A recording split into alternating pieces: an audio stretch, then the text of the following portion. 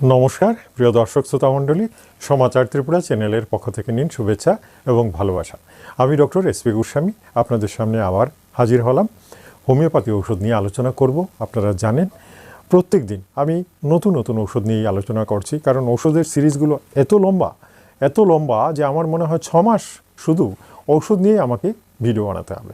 কারণ এগুলো না জানলে এই ওষুধগুলোর লক্ষণ, কোন লক্ষণে কোন ওষুধটা প্রয়োগ করা হয়, সেগুলো যতক্ষণ না আপনারা জানবেন হোমিওপ্যাথি অন্তত কিছুই জানতে পারবেন না। ঠিক আছে, হোমিওপ্যাথি হচ্ছে লক্ষণ ভিত্তিক চিকিৎসা। রোগীর লক্ষণ বুঝে আপনারা যদি সঠিক সময়ে, ডাক্তার না হয়েও আপনি নিজে নিজে খেতে পারেন, আপনার ফ্যামিলিতে কেউ যদি ভোগেন তাকেও দিতে পারেন, তাহলেই দেখবেন আপনি ভালো একজন হোমিওপ্যাথি ঘরোয়া ডাক্তার হয়ে গেছেন। ঠিক আছে, এছাড়া দেখুন আজকাল অসুখ বিসুখ হলে অ্যালোপ্যাথি ঔষধের যে খরচা, ডাক্তারের ভিজিট থেকে শুরু করে সর্দি কাশি হলে পর্যন্ত 1000 টাকা লেগে যায়। এই সাধারণ মানুষদের সবসময় হাতে টাকা পয়সা নাও থাকতে পারে। সেই ক্ষেত্রে আপনারা যদি হোমিওপ্যাথি সম্পর্কে জ্ঞান থাকে তাহলে অল্প স্বল্প ওষুধ কিনে আপনারা রোগমুক্ত হতে পারবেন, এটা একদম শিওর। ঠিক আছে, যদিও এটা একটু বুঝে সুঝে করা দরকার, কারণ যতই সাধারণ হোক সেখানে জ্ঞানের পরিচয় যদি না দেওয়া যায়, অর্থাৎ সঠিক লক্ষণ বুঝে ওষুধ নেওয়া যায় তাহলে দেখবেন এটা একেবারেই ফালতু। এজন্যে হোমিওপ্যাথি ওষুধ কিছুই না, আসলে ডাক্তারই মুখ্য। ঔষধের একটা ভূমিকা আছে কিন্তু ডাক্তারই মুখ্য, অর্থাৎ সেই ডাক্তার অতি সাধারণ ওষুধ দিয়ে কিন্তু অনেক সময় অনেক বড় বড় জটিল রোগ ভালো করতে পারেন। এই জন্যই বলছি আপনারা ওষুধগুলো সম্পর্কে যদি জানতে পারেন তাহলে মিলিয়ে, লক্ষণ মিলিয়ে আপনারাও খেতে পারেন, অন্যকেও দিতে পারেন।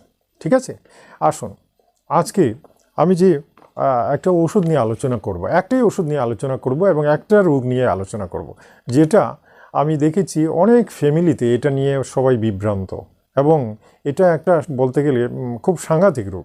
সাংঘাতিক, এটা হচ্ছে শ্বাসকষ্টের রোগ, হাঁপানি, ভয়ঙ্কর হাঁপানি। অর্থাৎ সেই হাঁপানির টান দেখে পরিবারের অন্য লোকরা ঘাবড়ে যান বলতে গেলে, এবং সেখানে অ্যালোপ্যাথির ডাক্তাররাও কখনো ইঞ্জেকশন, তারপরে ইনহেলার এগুলো দিয়ে টিয়ে রোগীকে বাঁচিয়ে রাখেন। এবং এতে সবচেয়ে বড় ব্যাপার হচ্ছে যখন শ্বাস নিতে কষ্ট হয় রোগীর, তখন যে ওর অবস্থাটা কি হয়, যাদের হাঁপানি আছে তারা জানেন, কম যাদের আছে তারাও জানেন, আর যাদের বেশি হয়েছে তারা তো আর বলে লাভ নেই। এটা করোনা ভাইরাসে যাদের শ্বাসকষ্ট হয়েছিল তারা বুঝতে পারবেন যে এটা কত ভয়ানক রোগ। অর্থাৎ লাংস অক্সিজেন টানতে পারছে না, হ্যাঁ, পুরো অক্সিজেনের যে ছিদ্রগুলো সেগুলো বন্ধ হয়ে গেছে, আর সেদিক দিয়ে অক্সিজেন ঢুকতে না পারায় রোগী এভাবে হা উচ্ছ্বাস করছে, প্রচণ্ড শ্বাসকষ্ট। আজকে এই শ্বাসকষ্টের জন্যে একটা ভালো ঔষধ কিন্তু আমি বেছে নিয়েছি, খুব ভালো ঔষধ। অর্থাৎ যে ওষুধটা দিয়ে এই শ্বাসকষ্টের রোগী আমি প্রচুর পেয়েছি, হ্যাঁ, বয়স্ক লোকও পেয়েছি, শিশুরাও পেয়েছি, মধ্য যুবকদেরও মধ্যে পেয়েছি। এই শ্বাসকষ্ট রোগীকে আরাম দিতে এবং শান্তি দিতে এবং সেই মুহূর্তে তাকে বলতে গেলে প্রাণদান করতে, সেই কষ্টকর পরিস্থিতি থেকে উদ্ধার করার জন্যে এই ওষুধটা যাদের হাঁপানি রোগী আছে বাড়িতে অবশ্যই কালকেই কিনে নিন এবং ঘরে রাখুন, এটা আমার রিকোয়েস্ট। কারণ কি, এই ওষুধটা খুবই পরীক্ষিত এবং প্রচুর লোককে দেওয়া হয়েছে, তাতে সেই ব্যক্তিরা ভালো হয়ে গেছে, এটাই হচ্ছে তার বড় প্রমাণ। ঠিক আছে, সেই ওষুধটার নাম আমি জানিয়ে দিচ্ছি। দেখুন, সেই ওষুধটা কিন্তু খুব সহজ। সেই ওষুধটার নাম হচ্ছে cannabis indica. Cannabis indica. Cannabis হচ্ছে গাঁজা, হ্যাঁ, আমি আগেই বলছি ইংরেজিতে ক্যানাবিস মিন্স গাঁজা। এই গাঁজার থেকে একটা ওষুধ তৈরি হয় যেটার নাম দেওয়া হয়েছে ক্যানাবিস ইন্ডিকা। এই গাঁজা থেকে আরেকটা ওষুধ আছে সেটার নাম হচ্ছে ক্যানাবিস সেটাইভা। কিন্তু আমি সেটাইভা নিয়ে আলোচনা করছি না, সেটা পরে হবে। আজকে আমি যেটা নিয়ে আলোচনা করব সেটা হচ্ছে ক্যানাবিস ইন্ডিকা। হ্যাঁ, গাঁজা চাষ থেকেই, গাঁজার পাতা টাতা এগুলো থেকে এটা তৈরি হয়, এবং এটা হাঁপানি রোগের জন্য বলতে গেলে একেবারে ব্রহ্মাস্ত্র।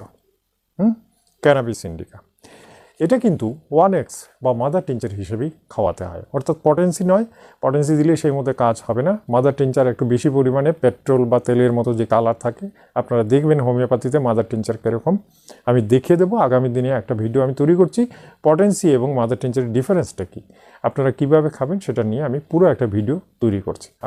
পটেন্সি এবং মাদার টিনচার নিয়ে কিভাবে ব্যবহার করবেন এবং কিভাবে এগুলো খাওয়া হয় সে সম্পর্কে আমি একটা পুরো ভিডিও আগামীতে আমি আপনাদের অবশ্যই দেখাবো এবং আপনারা জেনে নেবেন সব কিছু। তো এখানে ক্যানাবিস ইন্ডিকা হাঁপানি রোগীর জন্য মাদার টিনচার বা 1X যেটাকে বলা হয় সেটাই বেস্ট।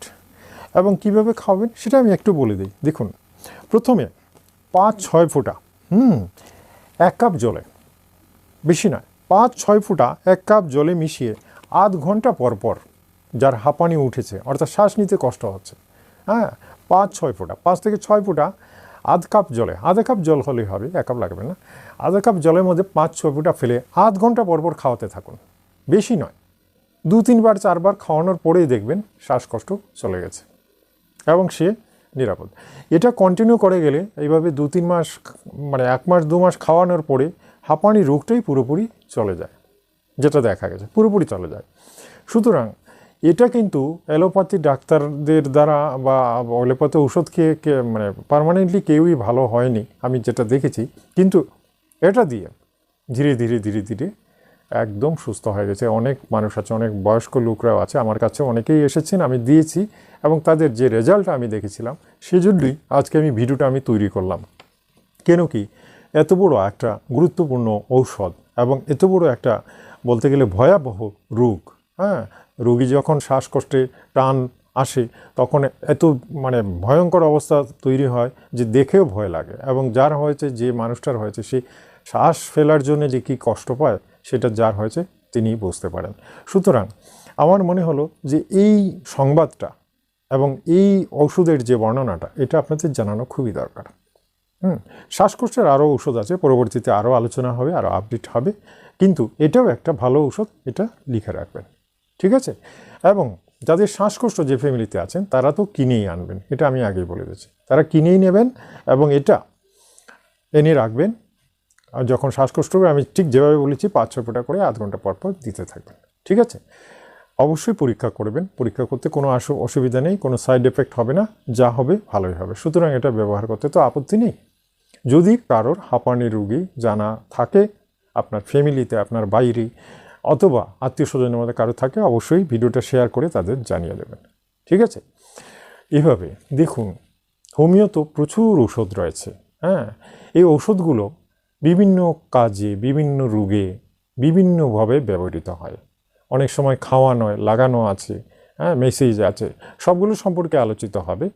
এবং আস্তে আস্তে আস্তে আস্তে দেখবেন যে হোমিওপ্যাথি এত সুন্দর একটা, এত বিশ্বস্ত একটা ঔষধ যে এটা আপনাকে নিরাপদে সুস্থ করবে, নিরাপদে। অর্থাৎ অ্যালোপ্যাথি ওষুধগুলো কিন্তু সাইড এফেক্ট আছে, ভীষণভাবে সাইড এফেক্ট আছে, অনেকগুলো ঔষধ তো সরকার বন্ধই করে দিয়েছেন। হোমিওপ্যাথির কোনো সাইড এফেক্ট নেই। এই ওষুধগুলো আগের থেকেই চলছে, আজ অবধি আছে, একই নাম, একই নামে চলছে, নাম পাল্টানো হয় না। কিন্তু অ্যালোপ্যাথি ওষুধগুলোর নাম প্রত্যেক দিন পাল্টানো হয়। আজকে একটা প্রোডাক্ট, কালকে দেখবেন সেই প্রোডাক্টটাকে অন্য নামে বাজারে ছেড়ে দিয়েছে, এবং এভাবে আপডেট হচ্ছে প্রচণ্ড। এবং যত সময় যাচ্ছে ততই, ওই যে বললাম, গ্যাস হলে প্রত্যেক দিন একটা করে ট্যাবলেট খাবেন। ট্যাবলেট না খেলে আপনার আবার গ্যাস হবে, অর্থাৎ দোকানে গিয়ে ওইটা আপনি কন্টিনিউ কিনবেন। সেভাবেই এটা ফ্যাক্টরিতে তৈরি হয়, অর্থাৎ তৈরি হবে, আপনি কিনবেন, আপনি খাবেন। কিন্তু হোমিওপ্যাথিতে ওই ব্যাপারটা নেই। আপনি একবারই খাবেন, কিছুদিন খাওয়ার পরে যদি রোগ লক্ষণের সঙ্গে মিলে যায় আপনি একদম ঠিক হয়ে যাবেন। আশা করি আমার এই গুরুত্বপূর্ণ ভিডিওগুলো দেখে আপনাদের অনেক জ্ঞান লাভ হয়েছে, আমি দেখেছি। কারণ আমাকে সবাই ফোনে কথা বলেন এবং অনেক সময় অনেক কিছু জানান। ভালো হয়েছেন যারা, তারাও জানান, যারা ভালো হয়নি তারাও জানান, পরামর্শ নিতে চান। সুতরাং আমি মনে করি আমার এই ভিডিওগুলো আপনাদের অবশ্যই কাজে লাগবে, ঠিক আছে?